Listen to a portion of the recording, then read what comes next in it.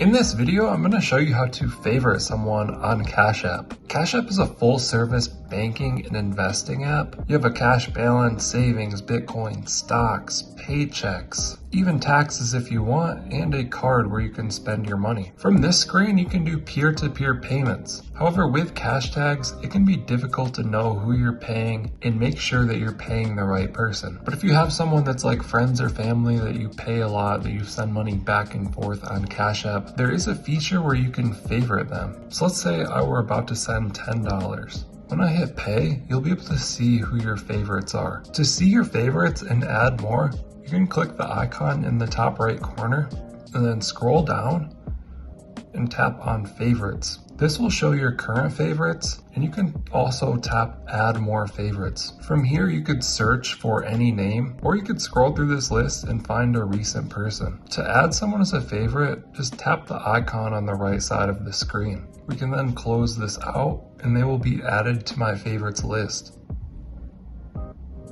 Now when I go to make a payment, it would be easier to find that person because they show up at the top of the list. Hope you guys enjoyed this video. Let us know what you think down in the comments. Like and subscribe if you want to see more videos like this one. Thank you guys for watching. I'll catch you in the next one.